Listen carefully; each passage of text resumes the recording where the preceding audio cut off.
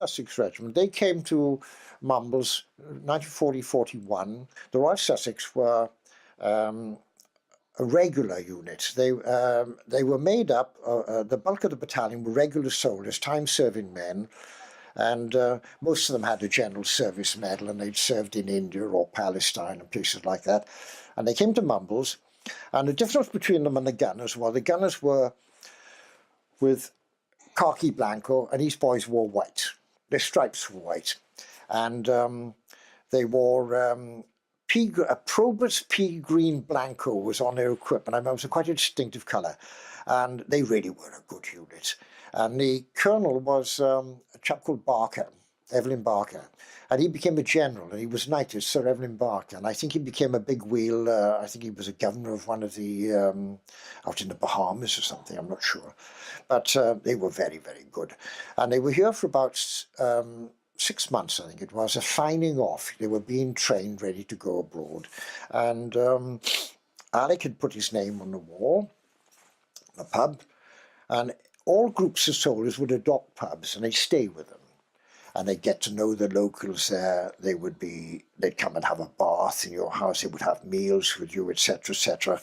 And of course, in the Vic, this was the way it was. The regulars all came night after night. And one of them was a Corporal Legg. And on the eve of departure, he wrote his name underneath Alex. And within about 3 months, it was heard that he'd been killed in action in North Africa. They joined what was the forerunner of the 8th Army. You know, I think it was probably not long after General Wavell had taken over. And Corporal Legg was killed. And of course, they put it out then, if you put your name on the wall, you know, that you would die. And the sequel to that was nobody did, except one night, Captain Jack Williams, who died a few years ago in the Glenvivian Home for the Blind, a great local character. He lived in Park Street, and he came in one night, and he was getting cold feet. Now he's on the Atlantic crossing, he was going back and forth. And it was a lovely story because he'd been a cadet in the merchant service many years ago, and he'd been laid off. They'd all been laid off because there was no work, and he became a bus conductor. And war broke out, and he immediately went back into the merchant navy, and he wanted to build on what he had, and he was third officer, second officer, and in no time at all he had his own ship, and he was doing the Atlantic crossing.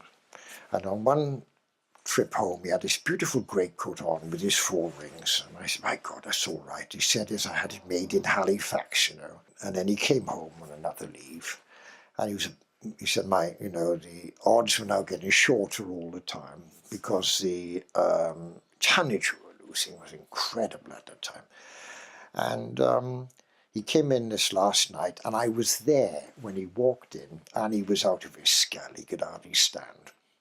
And he came in, and he was shouting good night to everybody. It was about 10 o'clock, and he got a piece of chalk from the dartboard, and he wrote his name on the wall, Captain Jack Williams, Empire Cheetah. And he put the chalk down the wall like that. And he said, and here's one bugger that's coming back. And he went out into the night. And that night then, the pub closed upstairs. It was about 10:30. Doorbell. I went to the window, look out, and said to my father, Frida Williams, Jack's wife, can she come in and take Jack's name off the wall?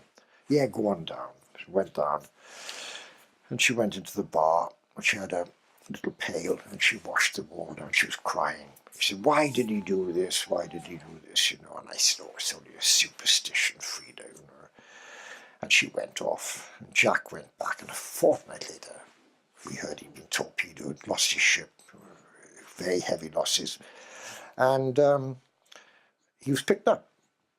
And weeks later, before he got home, and he came home, and he always said it, he said, he said, Frida, if you hadn't washed my name off that wall, I'd have bloody had it.